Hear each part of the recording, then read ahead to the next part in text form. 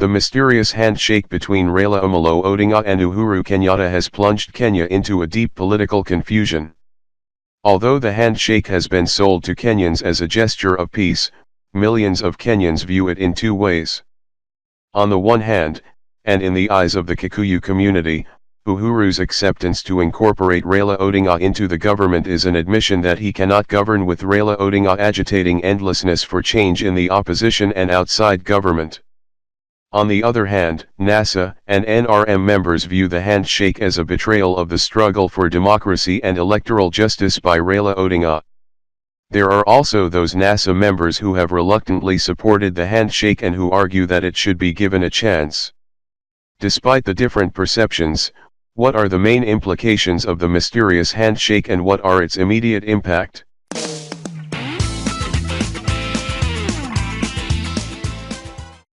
For one, the handshake has killed the opposition because NASA, which was the opposition, has joined government. Any pretense of opposition politics in Parliament will therefore be a fallacy. The question which will haunt Parliament is how it will conduct business without an opposition. You cannot be in government and oppose it at the same time. This is a fact.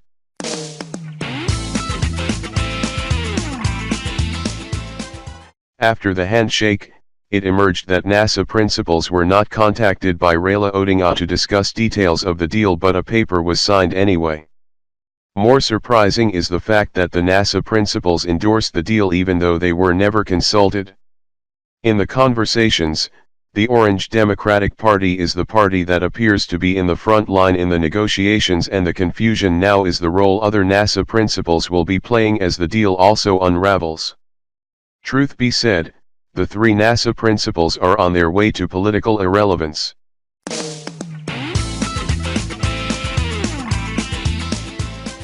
When the assemblies were being established, there were thorough debates at the assemblies by MCAs led by their governors.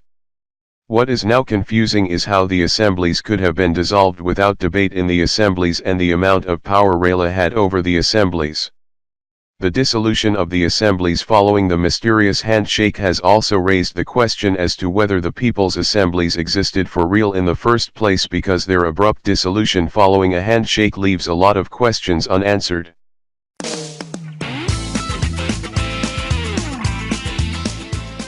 Although the handshake is supposed to have been a done deal, the official status of Raila Odinga is not yet known.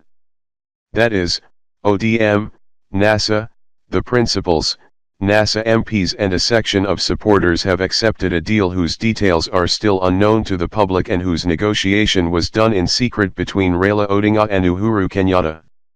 Insiders in ODM have claimed that Uhuru Kenyatta has accepted to become a ceremonial president by handing over real power to Raila Odinga. However, this claim will have to be tested with the passage of time, otherwise for the moment, there is a lot of confusion.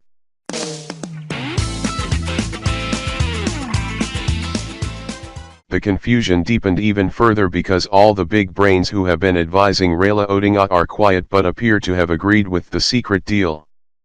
Brains like James Orengo and lawyer Amolo, who could have been the people leading the dialogue, are all in the background, having been replaced by Raila's Kikuyu lawyer and Raila's daughter Winnie Odinga. For an issue with such gigantic national implications in both the Kenyan politics and political alignments, it is extremely confusing that no one knows what is happening except Raila Odinga.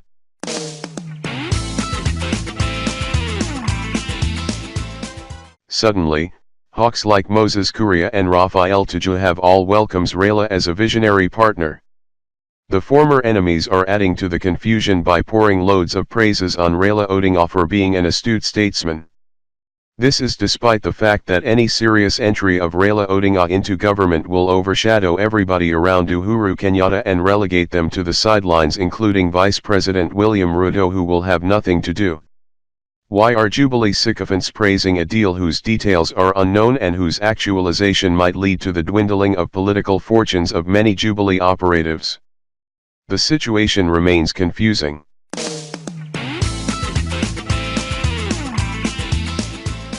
In this deal, the most confused Kenyans now are NASA N.R.M supporters who also feel cheated, used, betrayed and dumped by Raila Odinga. They are being bamboozled to believe that thin air is better than nothing when they expected the slaughter of a whole bull. NASA supporters are not just in a dilemma. They are in the valley of decision whether to accept the deal by giving it the benefit of the doubt, reject it altogether, or give it a wait-and-see treatment. Whichever way you look at it, Raila's supporters are not happy that they have not just been taken for granted after some of them died in the struggle, but they have also not been told what is being negotiated.